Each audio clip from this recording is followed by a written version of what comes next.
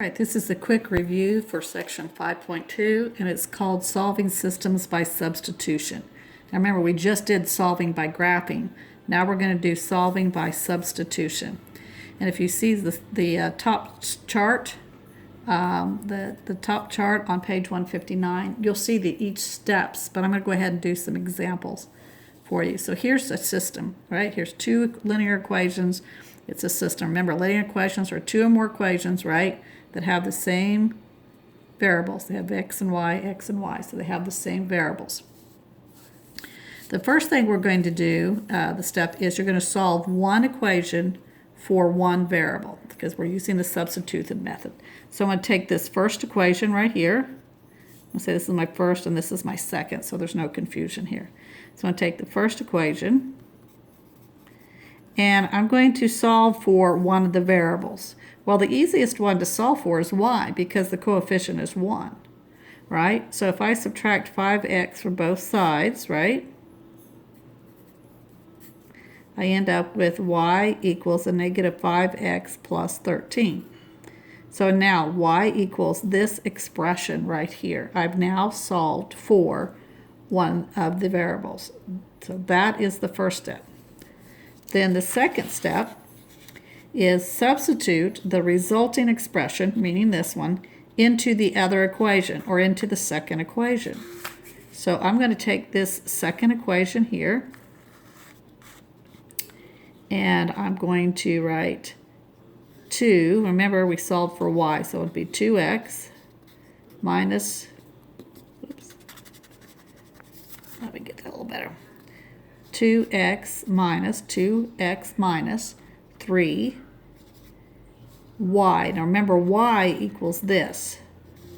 So I'm going to substitute, because that's what this whole thing is called, substitute this expression in for this y. So that gives me a negative 5x plus 13. Okay? Equals 12. Now, why did we do that? Well, because now we have only one variable, right? 1x. So now we can take this equation and we can solve for x. All right, so that's our next step. We're going to solve the single variable equation, this equation right here. I'm going to rewrite it.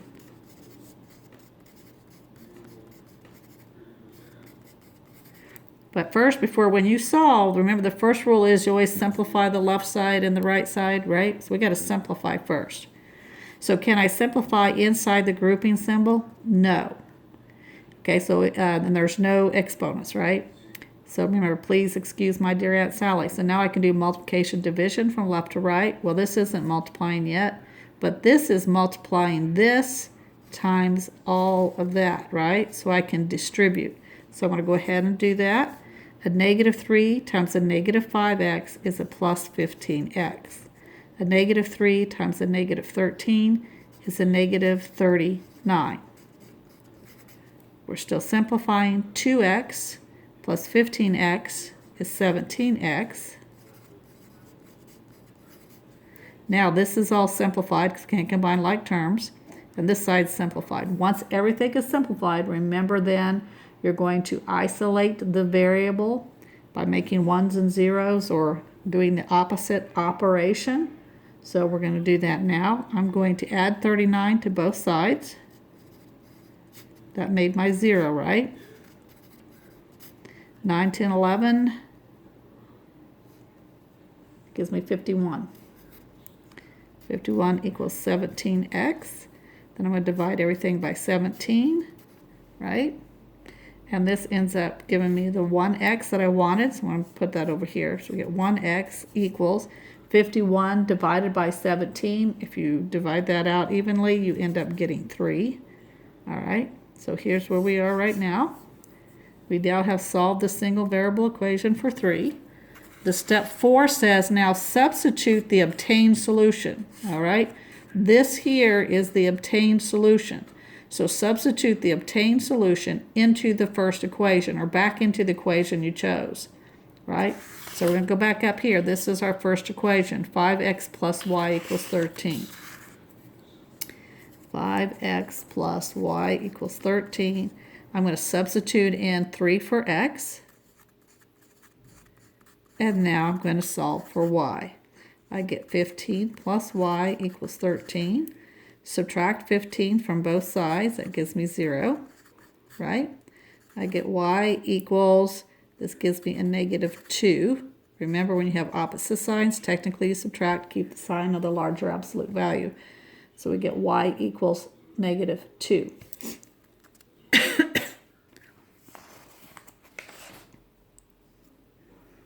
So at this point then, you would write what yields the solution, okay? So the solution here was y is negative 2. Remember, we have this x, y coordinate here. So y is a negative 2. Remember, x is 3. So this is your solution right here. It's 3, negative 2.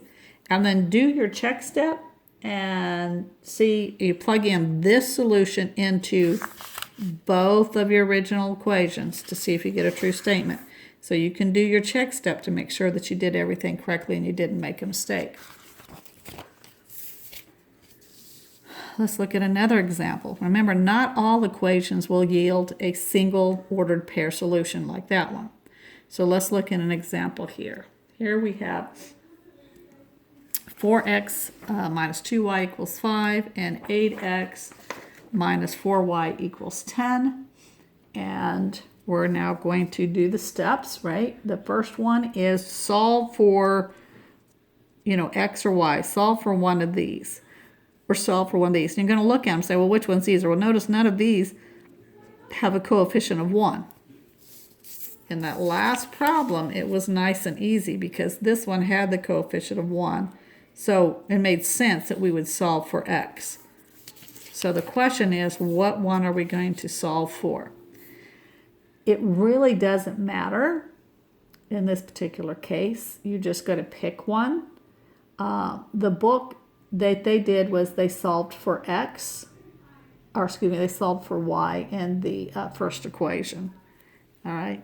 And what I would have done for that is the reason is because this is maybe the least coefficient. So I'm going to solve for y here. So I'm going to have to subtract 4x because my goal is to try to get this y by itself. This gives me 0. I'm left with negative 2y equals a negative 4x plus 5. Still solving for y. There have a negative 2 there, so I'm going to divide by negative 2.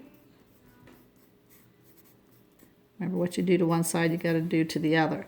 This becomes 1. By the way, it's negative.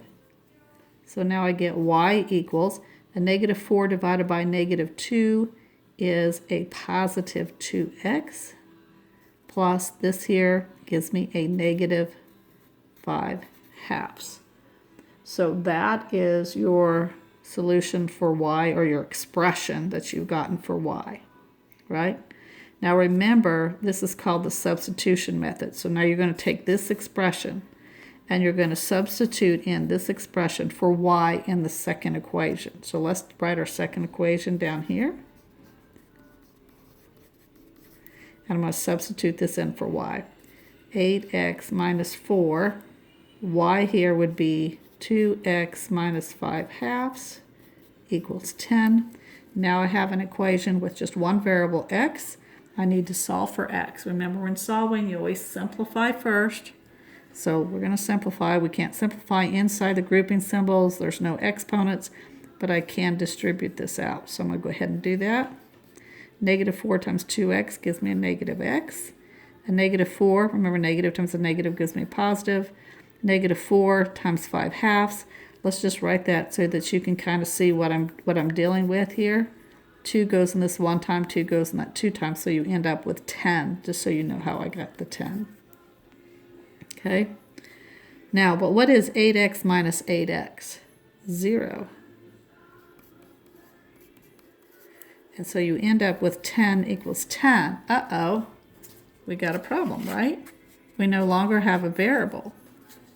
So what happened is we lost our variable. These became 0. We no longer have a variable, but we did end up with a true statement here. So what you would basically determine from this point, you'd say, Okay, the variables canceled out. We ended up with a true statement, 10 equals 10. So this yields what we call an identity for every value of x.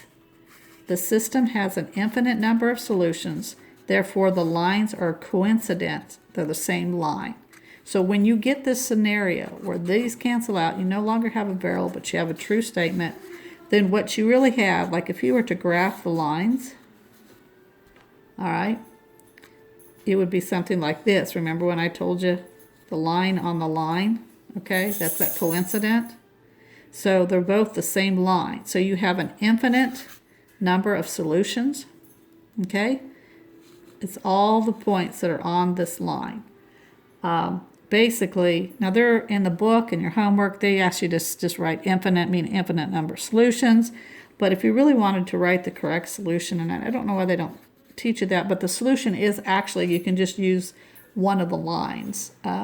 So the solution is the equation of the line. So in this equation, you would just pick one of your original equations. So it doesn't matter what one, because they represent the same line, right? So really your solution is this equation, but in the book they're just having you determine if it's infinite or not, infinite number of solutions. So don't be confused by that, I hope.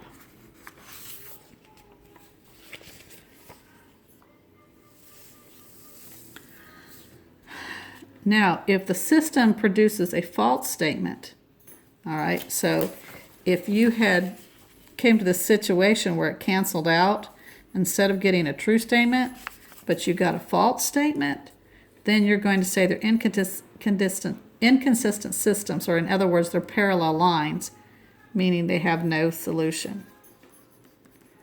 So let's look at an example of that.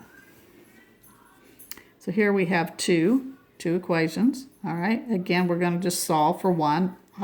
This is 1y, so I want to solve for it. So this is going to be y equals, and I'm going to subtract 3x to both sides, and I end up with this. All right, when I subtract 3x from both sides, 3/2 x, okay? And then we're going to take this expression and we're going to substitute it in for y here.